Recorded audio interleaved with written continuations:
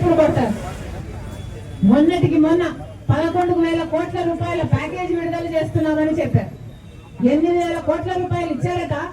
ఆ 8,000 కోట్ల రూపాయలు ఇచ్చింది ఒక్క రూపాయి కూడా ప్రాజెక్టు కోసం, స్టీల్ ఫ్యాక్టరీ కోసం వాడింది లేదు. ఒక్క రూపాయి కూడా ఉత్పత్తి పెంచుకోవడానికి కానీ, ఎక్స్పాన్షన్ కానీ, కార్మికుల జీతాలు ఇవ్వడానికి కానీ, వాళ్ళ వెల్ఫేర్ కానీ ఒక్క రూపాయి కూడా ఇచ్చింది లేదు. 11,000 కోట్ల రూపాయలు 8,000 కోట్ల రూపాయలు వచ్చిన అర్ధ గంటలోనే అప్పులు తీర్చడానికి వెళ్ళిపోయింది. అంటే ఒక కేంద్ర సంస్థ నుంచి డబ్బు వచ్చింది, ఇంకో కేంద్ర సంస్థకు వెళ్ళిపోయింది. మరి ఏం ఉద్ధరించినట్టు బీజేపీ పార్టీ? ఇంకా ఇవ్వాల్సింది 3,000 కోట్ల రూపాయలు. ఆ 3,000 కోట్ల రూపాయలు కూడా ఎప్పుడు ఇస్తారట? ఇక్కడ 5,000 మంది ఉద్యోగాలు పీకేస్తే అప్పుడు ఆ 3,000 కోట్ల రూపాయలు విడుదల చేస్తారట. ఇది ఎక్కడి న్యాయమని అడుగుతున్నాం. ఇప్పటికి 2,000 మంది ఉద్యోగాలను తీసేశారు. ఒకరు కాదు, ఇద్దరు కాదు, 100 కాదు, 200 కాదు, 2,000 మంది ఉద్యోగాలు. అంటే వాళ్ళ కుటుంబాలు వాళ్ళ మీద ఆధారపడి ఉంటాయి. 10,000 మంది జీవితాలను ఎఫెక్ట్ చేసే డిసిజన్ ఎట్లా పడితే అట్లా, ఒక పద్ధతి లేదు, ఒక ప్రొసీజర్ లేదు, ఎందుకు తీస్తున్నారో చెప్పలేదు. 2,000 మంది, దాదాపు 2,000 మంది ఉద్యోగాలు పీకేశారు. ఇది ఎక్కడి న్యాయం అని అడుగుతున్నా. ఎవరి ఉద్యోగాలు పీకేశారు?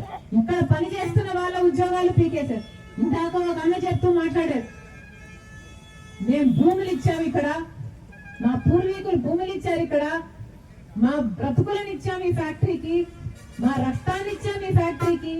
కానీ ఈ రోజు మాకేం చేస్తుంది ప్రభుత్వం అంటే, ఇదే భూమి మీద కన్నేసి మమ్మల్ని ఉద్యోగాల నుంచి తీసేసి ఈ భూమిని అదాని లాంటి వాళ్ళ కట్టబెట్టాలని చూస్తుంది. ఇది అన్యాయం కాకపోతే దీన్ని ఏమనాలి? ఈ నాయకులు ఛాతిలో ఉన్నది గుండెనా బండనా? ఏమనాలి వీళ్ళని?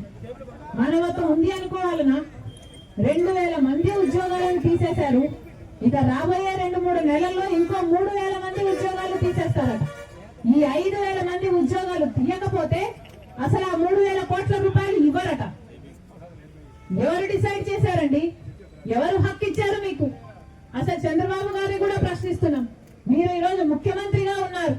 ముఖ్యమంత్రి స్థాయిలో ఉన్న వాళ్ళు ఒక సంస్థలో 2,000 మంది ఉద్యోగాలను తీసేస్తే కనీసం స్పందించాల్సిన అవసరం లేదా? కూటమి సర్కార్ని అడుగుతున్నాం, జనసేన పార్టీ నాయకుడు పవన్ కళ్యాణ్ గారిని అడుగుతున్నాం, బీజేపీ పార్టీని అడుగుతున్నాం. ఇక్కడ వాళ్ళు ఓట్ చేస్తే మీకు అధికారం వచ్చింది. ఇక్కడ పక్కనే ఎమ్మెల్యే ఏమో జనసేన, ఇంకొక ఎమ్మెల్యే ఏమో టీడీపీ.